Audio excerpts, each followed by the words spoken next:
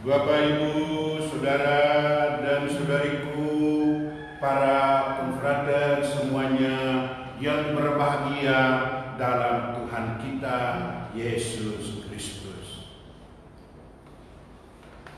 Hari ini kita sungguh sangat berbahagia karena seperti telah saya katakan di kata pembukaan tadi, bahwa akhirnya kita dimahkotai setelah 50 hari merayakan pesta Paskah, dan setelah 9 hari sesudah pesta kenaikan Tuhan, menjalani persiapan khusus dengan novena Roh Kudus, akhirnya kita boleh merayakan hari raya Pentakosta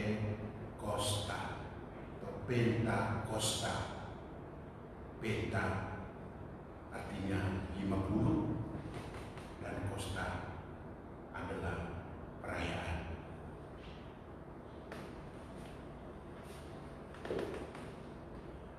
Tentu saja banyak tema yang bisa diangkat untuk menjadi bahan permenungan kita. Namun saya ingin menekankan hanya satu hal saja yang menurut pengalaman saya penting, yaitu pesta ini ingin menekankan, ingin menghantar semua umat manusia, terutama mereka yang percaya kepada Allah, akan kehadiran dan penyertaan Allah yang tetap,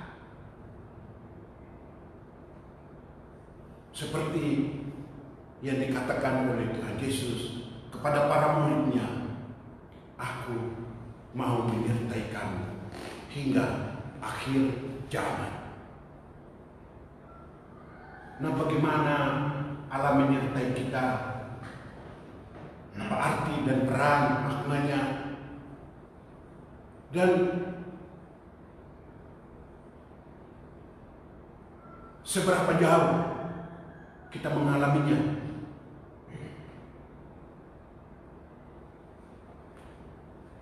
Dulu 8 tahun saya menjadi moderator karismatik Keuskupan Surabaya, dan seringkali saya diundang bersama beberapa romo untuk datang menghadiri perayaan-perayaan, persekutuan-persekutuan, bahkan yang besar, sampai undang orang dari luar negeri dan lain sebagainya. Lalu tiap kali mereka meminta saya untuk ikut mendoakan dan menumpangkan tangan. Apabila selesai persekutuan, nanti ada doa penyembuhan dan lain sebagainya. Ada orang minta supaya bisa resting namanya, ya, resting. Dan saya datang 1-2 kali, saya diundang, lalu saya ikut menumpangkan tangan. Tapi lama-kelamaan, walaupun saya diundang, tidak lagi disuruh untuk tumpangkan tangan. Saya bilang, kenapa ini? Cari tahu dan dapat jawaban bahwa kalau saya menumpangkan tangan, tidak ada satupun orang yang jatuh, resting. Sehingga mereka berkesimpulan Roh Kudus tidak ada.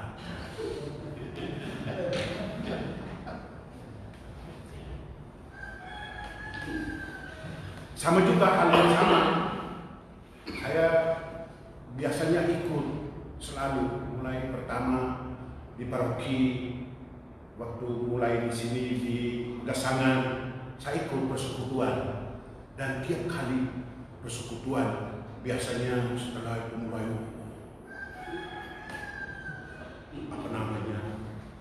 bahasa roh. Lalu saya kan bingung, saya tidak bisa bahasa roh gimana. Dan seringkali mereka lihat saya sedang bahasa roh, mereka toleh, mereka intip saya, dan saya tidak buat. Mereka bilang tidak ada Roh Kudus di dalam dirinya. Ya, kurang iman pastor ini. Begitu pengalaman. Saya baca renungan dari Pater John Salu, dan dia ada cerita. Dia bilang begini, pada suatu pagi di hari Pentakosta, setelah mengikuti misa online, seorang ibu bertanya kepada anaknya, "Nak, hari ini rencana mau buat apa saja?" Jawab anak itu, "Saya mau bertemu Mikael untuk minta maaf." Ibu mengatakan, "Kenapa? Apa yang telah kamu lakukan?" "Iya, 3 bulan yang lalu kami berantem gara-gara main bola. Sejak itu kami tak pernah saling bicara lagi," jawab anak itu. Ibu kemudian menimpali, "Wah, puji Tuhan, Roh Kudus hadir di hatimu, nak, sehingga engkau langsung berbuah yang baik," kata ibunya. Tuhan Yesus juga tadi mengutus muridnya untuk memperdamaikan kami. Dia telah membawa damai sejahtera, jawab anak itu.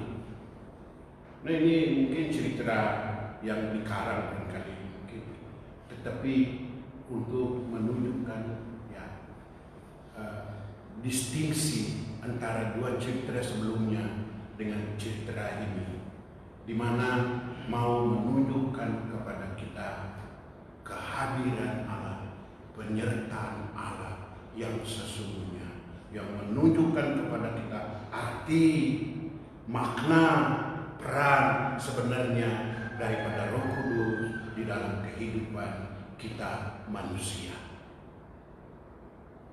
"Aku mau menyertai kamu sampai akhir zaman." Dan penyertaan ini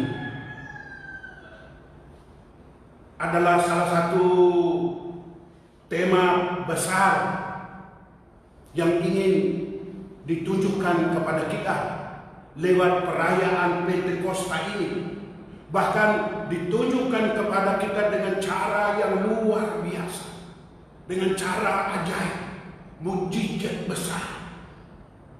Dan kita tidak menafikan bahwa itu benar terjadi, mukjizat itu. Tetapi apakah sekarang ini sungguh terjadi? Kita juga percaya sungguh terjadi.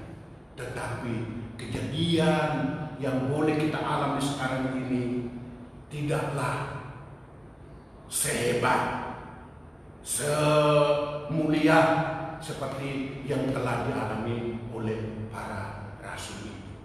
Tetapi cerita ini memang sengaja diungkapkan untuk sungguh-sungguh menekankan bahwa ini adalah kehadiran Allah, dan kehadiran Allah itu sungguh tetap. Kehadiran Allah sungguh akan menghasilkan banyak buah, dan kehadiran Allah itu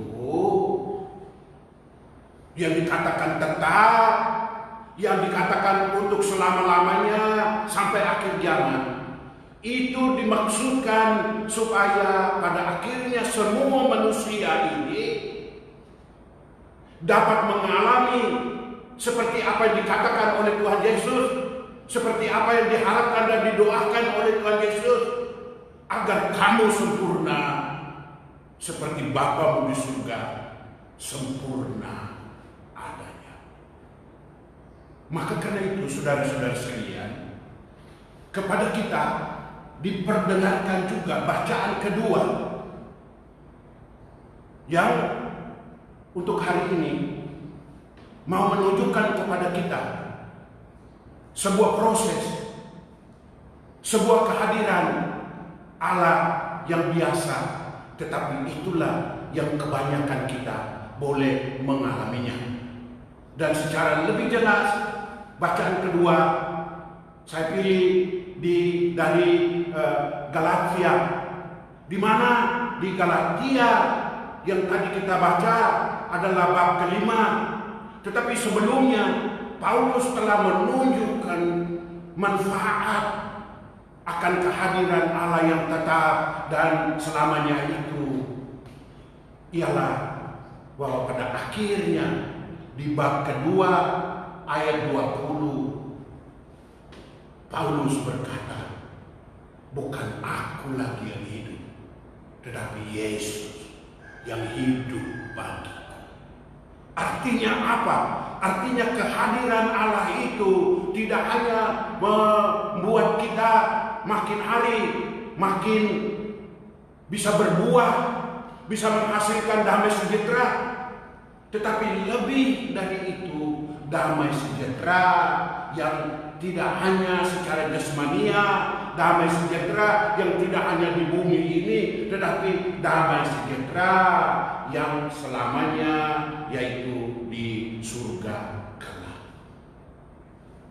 Di mana untuk itu kita tidak hanya harus mengikuti teladan Yesus, tidak hanya melaksanakan perintah-perintahnya, tetapi harus sampai menjadi seperti Dia sendiri.